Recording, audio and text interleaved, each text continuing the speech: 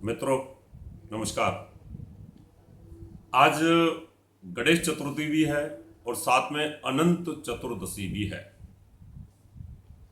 आज हम आपको एक ऐसी जानकारी देंगे कि ये अनंत चतुर्दशी के व्रत करने से आपको कैसे राजा से रंक और रंक से राजा ये बना देती है। मित्रों, कहानी बहुत बड़ी है, लेकिन मैं आज आपको इसको शॉर्ट में बताऊंगा। महाभारत के समय पर दुर्योधन की ईर्ष्या के कारण, उसकी हट के कारण राजा युधिष्ठिर को इंद्रप्रस्थ मिला और इंद्रप्रस्थ में उन्होंने जो एक खांडव वन था उसको इंद्रप्रस्थ बना लिया और इतने शानदार यहां पर महल बनाए थे कि वहां पर एक तालाब भी बना था। वो तालाब ऐसे लगता था जैसे समतल है और समतल ऐसे लगता था जैसे तालाब है। तो वहां दुर्योधन गिर पड़ा उसमें और उस समय द्रौपदी ने उसका मजाक उड़ा दिया था। उसने कहा अंधे के अंधे ही पैदा होते हैं। इस बात को लेकर के दुर्योधन बहुत ईर्ष्या में आ गया और बदला लेने की उसने ठान ली और धीरे धीरे उसकी ईर्ष्या अपना चरम रूप लेती चली गई और साथ में जो दूध कीड़ा हुई उसके अंदर राजा युधिष्ठिर को सारा राजपाट हारना पड़ा और वनवास हो गया। वो जंगल में बहुत बुरी तरीके से व्यथित रूप में रह रहे थे, परेशान थे। तो भगवान कृष्ण तो योगी थे, उन्होंने देखा कि बहुत परेशान है पांडव, चलो चलता हूं, हालचाल पूछता हूं जाकर के। तो वहां चले जाते हैं, हालचाल पूछते हैं, उनका स्वागत किया जाता है। कृष्ण भगवान पूछते हैं कि कहो युधिष्ठिर कैसा है, कैसे हो आप सब। उन्होंने कहा बहुत बुरा हाल है हमारा, बहुत बुरी जिंदगी जी रहे हैं। युधिष्ठिर ने कहा भगवान कोई ऐसा हल बताइए जिससे हमें इससे मुक्ति मिले।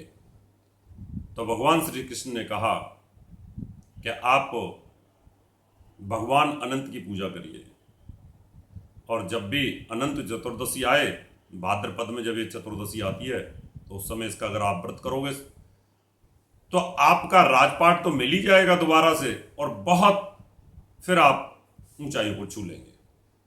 भगवान अनंत ही एक ऐसे हैं कि आपको जब देना चाहें तो अनंत दे सकते हैं और जब लेना चाहें तो अनंत ले भी सकते हैं। तो राजा युधिष्ठिर ने भगवान अनंत की पूजा और भाद्रपद में अनंत चतुर्दशी का व्रत करना शुरू किया। हमारे यहां पर हर एकादशी, चतुर्दशी, अष्टमी, नवमी, यानी जो हमारी 30 जो तिथियां होती हैं, इनकी हर तिथि के व्रत का एक वैज्ञानिक रहस्य होता है। पहले भी मैंने आपको बताया था, अष्टमी का रहस्य भी बताया था, एकादशी का भी रहस्य बताया था। भाद्रपद के महीने के अंदर पृथ्वी और चंद्रमा, यानी चंद्रमा पृथ्वी के नजदीक आता है और पृथ्वी अपने दक्षिणायन के अंदर आने के कारण जो हमारे पितृ होते हैं और जो हमारे भगवान होते हैं, हमारे जो देवता होते हैं, वो हमारे बहुत नजदीक होते हैं, जिससे हमारी पूजा अर्चना बहुत जल्दी उनके पास चली जाती है। उस व्रत को करने के बाद राजा युधिष्ठिर को राजपाट पुनः मिल गया और युद्ध हुआ, वो सब जीत गए। इसके पीछे एक और छोटी सी कहानी है कि एक बार एक सुमंत नाम के ब्राह्मण थे और एक उनकी पत्नी थी दीक्षा। उनसे एक संतान की उत्पत्ति हुई, नाम था सुशीला। सुशीला बड़ी सुशील थी, धीरे धीरे बड़ी हो गई। वो बड़ी जब हो गई तो उनकी जो माताजी थी उनकी मृत्यु हो गई। तो सुमंत नाम के ब्राह्मण ने दूसरी शादी कर ली, उसका नाम था करकसा। तो करकसा ब्राह्मणी वाकई करकसा थी, वो सुशीला नाम की कन्या को बड़ा तंग करती थी। तो ब्राह्मण सुमंत ने दुखी होकर के सुशीला का विवाह तय करना सोच लिया और उनका विवाह कौंडिल्य ऋषि से कर दिया। जब उनकी विदाई हो रही थी तो विदाई के समय पर माँ बाप अपनी कन्या को कुछ ना कुछ तो दहेज के रूप में देते ही हैं। तो वो करकसा नाम की ब्राह्मणी ने कौंडिल्य ऋषि के झोली के अंदर ईंट पत्थर डाल दिए, दहेज में ईंट पत्थर दे दिए। उससे बड़े वो दुखी हुए और अपनी पत्नी सुशीला को लेकर के जा रहे थे। जंगल में भटकते भटकते नदी आती है, नदी को पार करना था, थक चुके थे। लेकिन नदी के किनारे बहुत सारी स्त्रियां वहां पर स्नान कर रही थी, तप कर रही थी और हर धागे के अंदर 14 गांठ लगा रही थी। अब स्त्री का जो भाव होता है भगवान के प्रति ज्यादा होता है। वो उन स्त्रियों के पास चली जाती है, सुशीला जाकर के पूछती है कि बहनों आप ये क्या कर रही है। उन्होंने कहा बहन हम अनंत भगवान की पूजा कर रहे हैं और आज अनंत चतुर्दशी है। 14 के 14 गांठ होती हैं, तो ये धागों में हम 14 गांठ लगा लगा करके भगवान से अपनी मन्नत मांग रहे हैं। उन्होंने कहा ऐसा करने से क्या होता है। कहता जो आप मांगोगी वही मिलेगा आपको। उसने कहा मैं भी कर लेती हूँ। उसने कहा ठीक है आप भी कर लीजिए। तो सुशीला नाम की उस ब्राह्मणी ने, जो कौंडिल्य ऋषि की पत्नी थी, उन्होंने धागे के अंदर 14 गांठ लगाई और लगाने के बाद में उन्होंने भी नए वस्त्र पहन करके उसी प्रकार से पूजा अर्चना करनी शुरू की। जब वो 14 गांठों का धागा लेकर के कौंडिल्य ऋषि के पास पहुंची तो नाराज हो गए। उन्होंने कहा ये क्या है। उन्होंने कहा भगवान अनंत की पूजा का विधान है और आज मैं व्रत रख रही हूं और आज गणेश चतुर्थी भी है। तो ऋषि ने क्रोध में आकर के उस धागे को जला दिया और उसके बाद सुशीला और कौंडिल्य ऋषि की तबाही शुरू हो गई।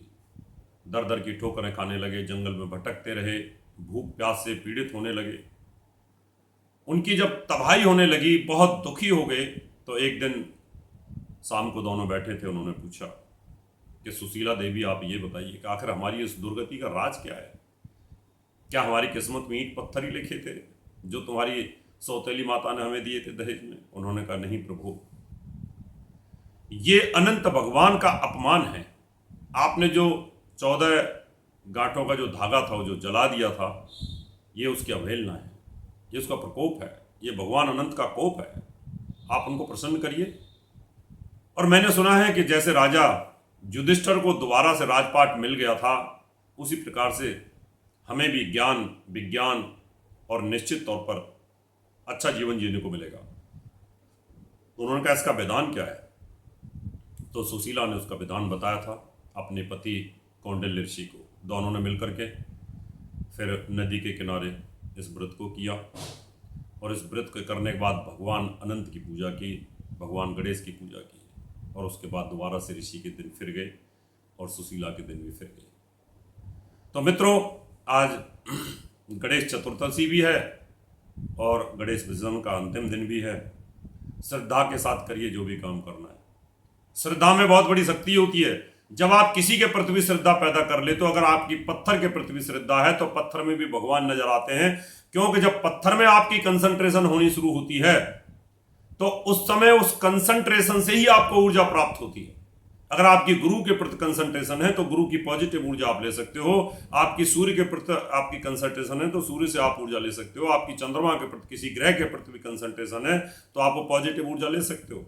किसी पॉजिटिव ऊर्जा को एकाग्रता के साथ ग्रहण करना, भाव के साथ ग्रहण करना ही हमारी मनोदशा को चेंज कर देता है।